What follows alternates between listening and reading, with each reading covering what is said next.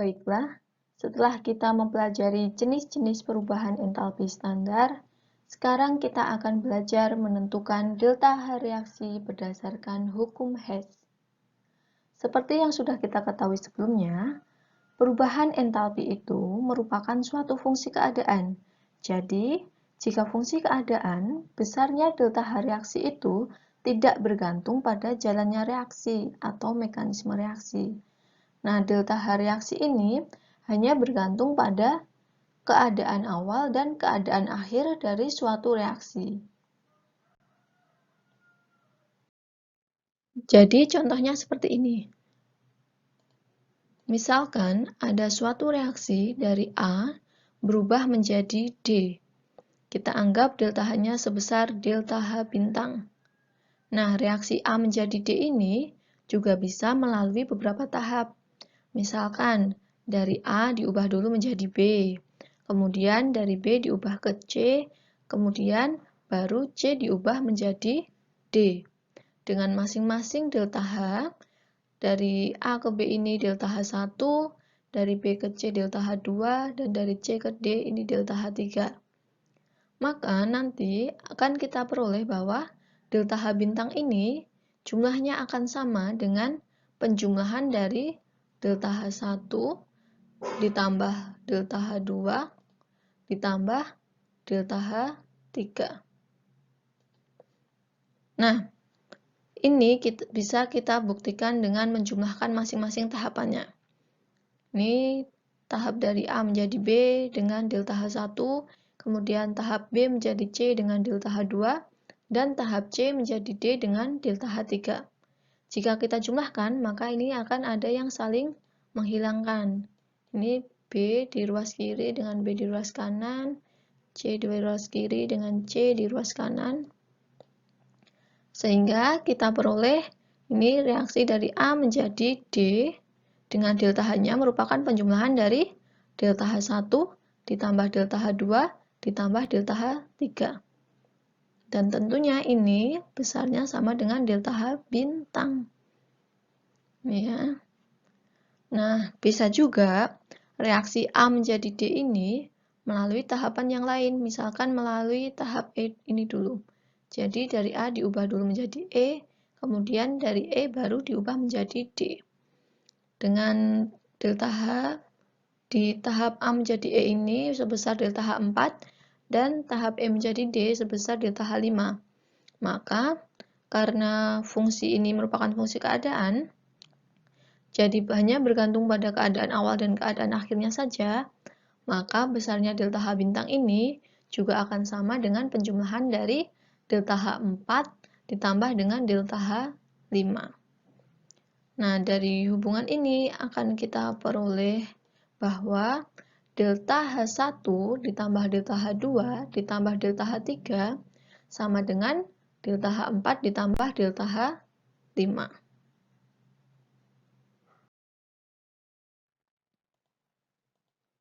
Kita lanjut ke contoh soal yang pertama. Jadi di sini sudah ada 3 reaksi. Reaksi yang pertama adalah C2H5OH liquid ditambah dengan 3O2 gas menghasilkan 2CO2 gas ditambah 3H2O gas dengan delta H sebesar negatif 294 kilokalori. Dan reaksi yang kedua yaitu 2H2O gas berubah menjadi 2H2 gas ditambah O2 gas dengan delta H sebesar positif 116 kilokalori.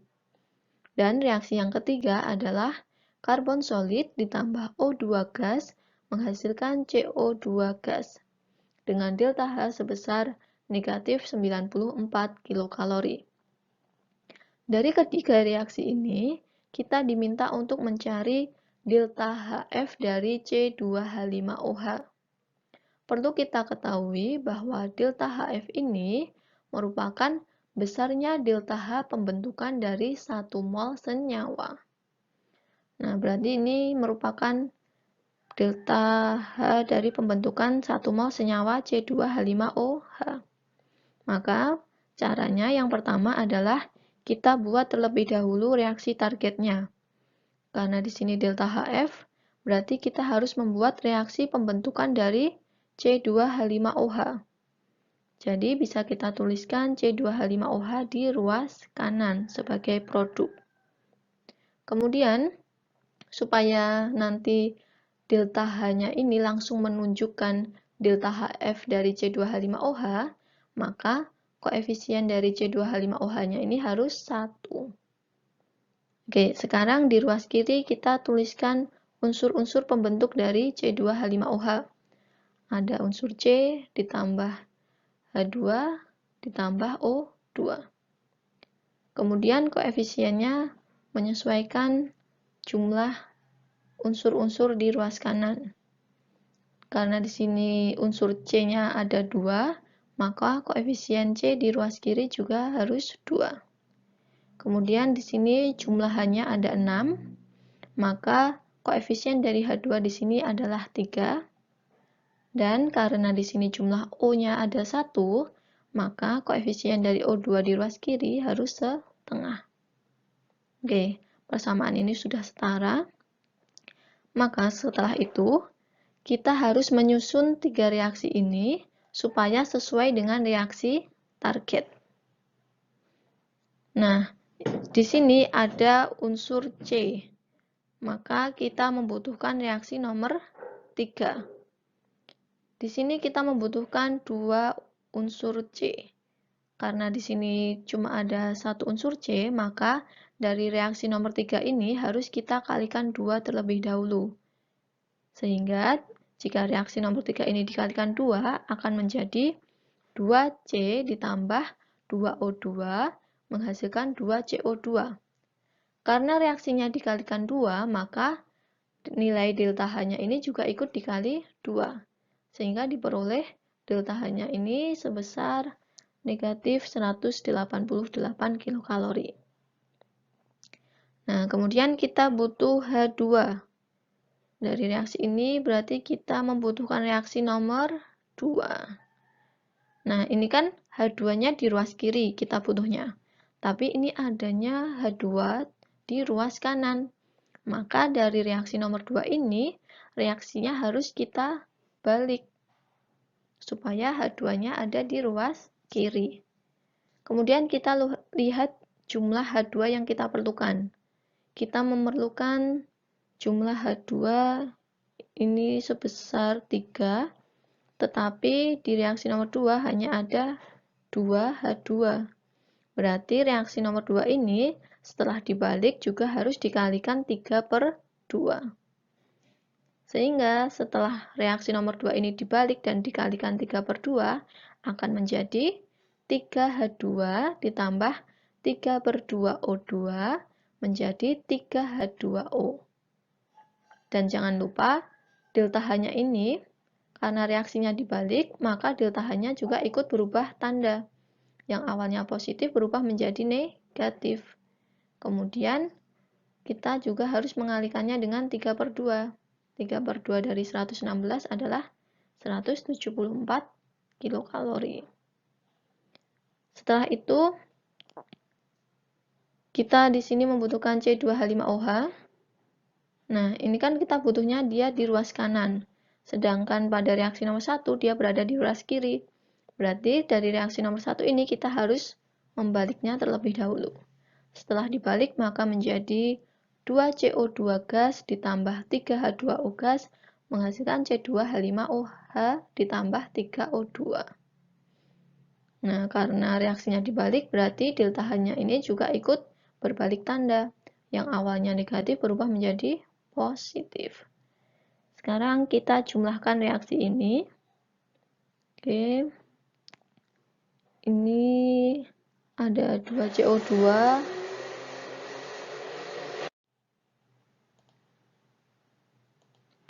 Oke, sekarang kita jumlahkan reaksi ini.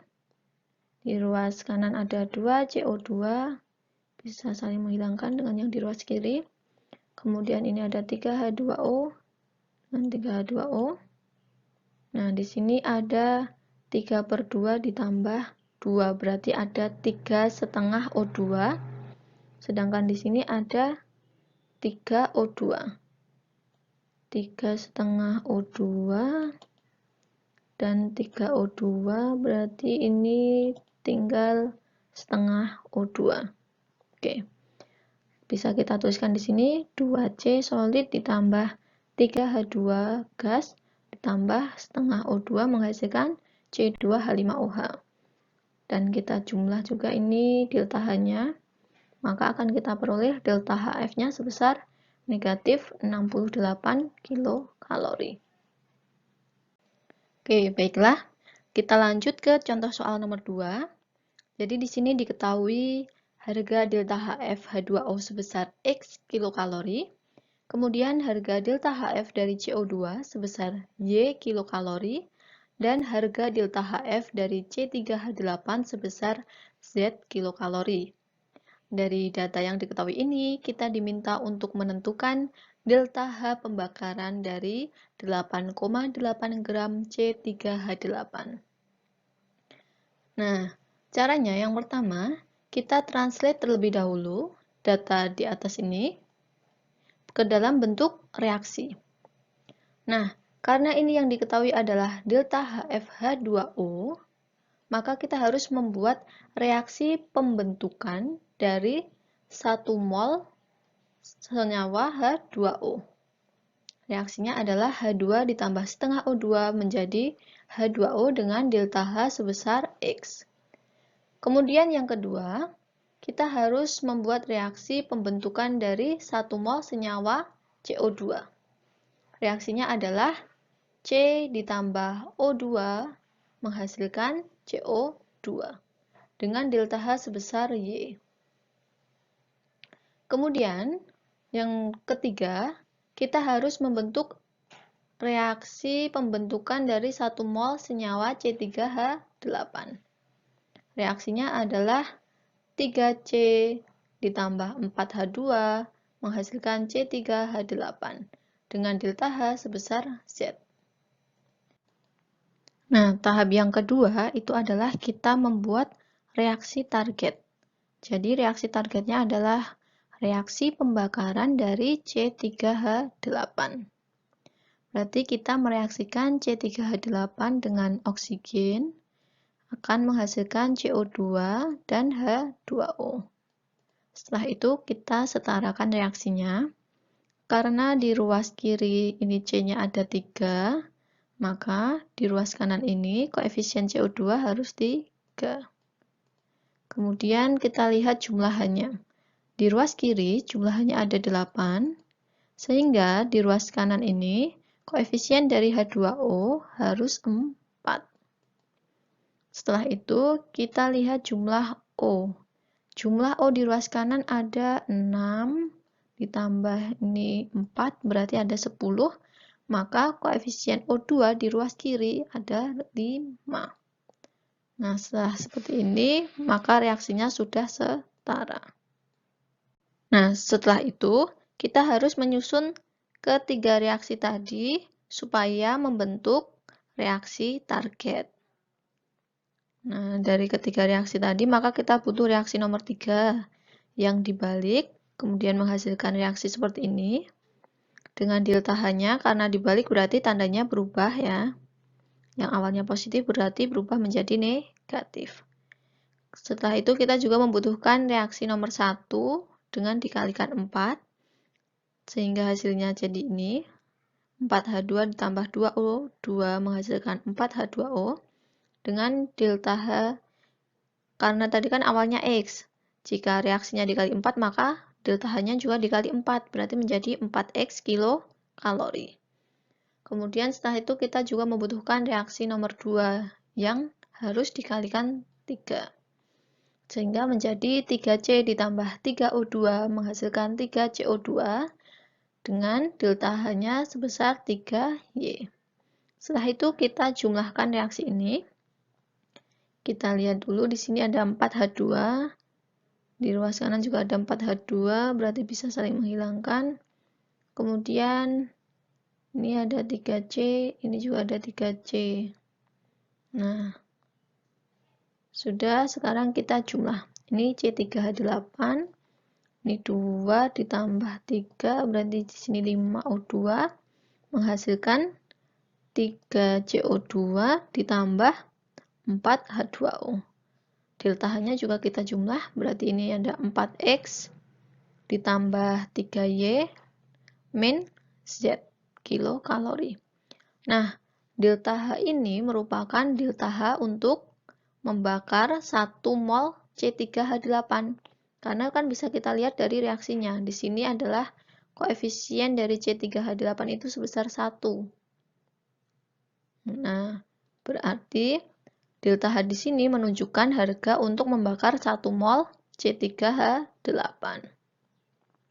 Sedangkan pada soal tadi kita diminta untuk mencari delta H pembakaran dari 8,8 gram C3H8.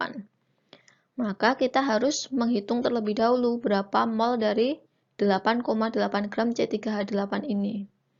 Menghitung mol kan berarti rumusnya mol sama dengan massa dibagi mR. Nah, massanya ini ada 8,8 gram dibagi mR-nya ini ada 44. Berarti diperoleh molnya sebesar 0,2 mol.